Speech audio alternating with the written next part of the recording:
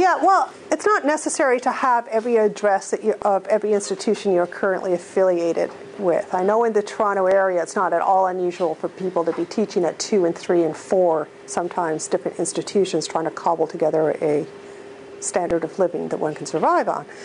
I would probably pick, what are your best guesses? So here's your home address, and out of all of those, what are the ones that either you're most likely to be at? If you're only at one for 2 hours a week, don't put that one.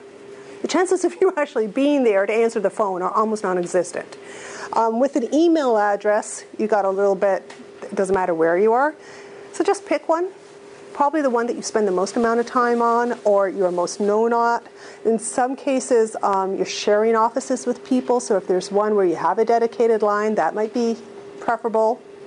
So it depends on the situation. You suggest having them all there? No. Oh, you mean just pick? Yeah, Pick Pick a home one and a professional one, and then pick whatever professional one sort of makes sense in your context. Okay, so in between the school you're doing your grad work at and the place you're teaching at, so you're saying pick whichever one.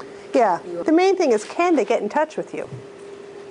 And that's one of the big problems for PhDs. We're a mobile bunch, and it's sometimes kind of hard to find people. And particularly when things are happening quickly, what's their best bet for being able to reach you? If they're going to send you an offer, where should they send it? If there's a problem with their file, somebody's reference didn't come, where should they get in touch with you? Those types of issues. There was a question back here. I was told not to put a home address on an academic CV. It depends, again, on the situation. I like the home address because, again, at this transition time in your life, right now, you may not actually know where you're going to be come August. You may not know. But if you got a home address, then at least when you move, you've got, the Canada Post thing that will direct mail. It's harder sometimes to ensure that happens in a university address. Like if you go and do a postdoc somewhere or you're traveling, is the administrative person there going to know to hold on to a letter for you? Maybe, maybe not. So again, I would go with where you feel most confident that important documents are going to make their way to you, important messages are going to get to you. Because that, at this stage in the game, that's going to be the bigger issue. They're not going to be sending you offers right now. They're going to be calling to say your reference from so-and-so hasn't arrived. Is it coming? Moving out of CVs. You've got this construction. You have your how, your what, your when. You've got your 2 or 3 different iterations. You've got your publications, your presentations, your academic research. You've got all of that all organized and all those nouns and all those categories and all those subheadings. And now, all of a sudden you're going to morph into a whole different context and construct a very different kind of document. Now, if you go into any Kohl's Indigo store, you will see a whole section of the bookstore on how to write a resume. And when I was doing my research, I wanted to find out, okay, so where are these guys getting this information? My research question was, who decided you couldn't put a first-person pronoun on a resume? That's that started the whole thing, why I went back 300 years. And I discovered, in fact, that the reason why we have so much prescription around resumes is because it's a business. And people make their livings selling these books and doing consultations. And the only way you're going to get a market share is by convincing the market that you've got an edge on inside knowledge that nobody else has. So unless they read you, they're not going to be able to get a job. And if you look at the rhetoric in all those books, they'll have some variation of that. And it's not all. It is exaggerated, shall we say.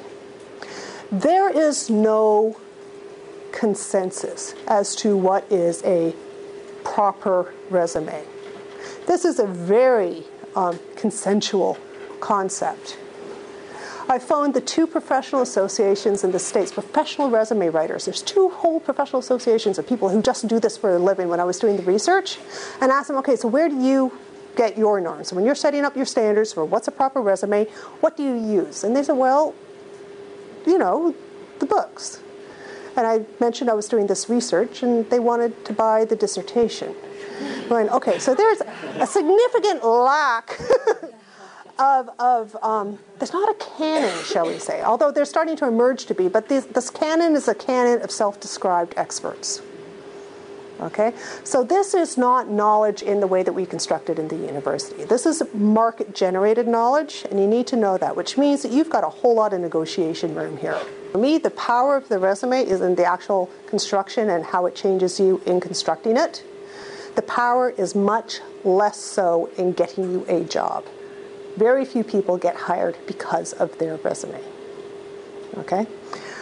Okay, so we've talked about the how. It's really focused on the how, on the details. It's a piece of rhetoric. It's an argument. You are proving something and providing evidence to prove things. And this is one of the primary ways that it differs from a CV. Okay? CV, the argument is implicit in the document. Okay, you're not trying to prove in the sense that you are here, but with argumentation, you're proving with evidence. I got these awards. I've taught this many years. I've got publications in these journals. The implication of that is that you have a level of expertise. That implied argument is made explicit in the resume, mainly because, again, because of the dynamism in today's market.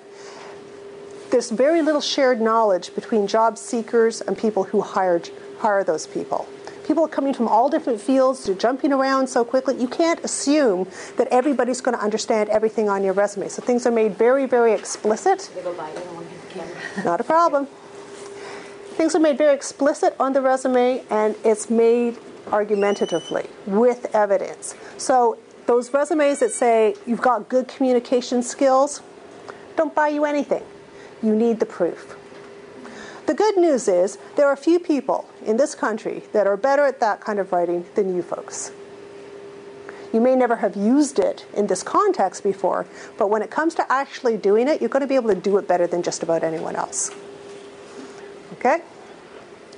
This is where your unconventional background can be highlighted, and you use that as a strategy for positioning yourself in the market. What you think about things, what you feel about things, your political opinions, your ideologies, the things that you're committed to, do have a place in some contexts in resumes.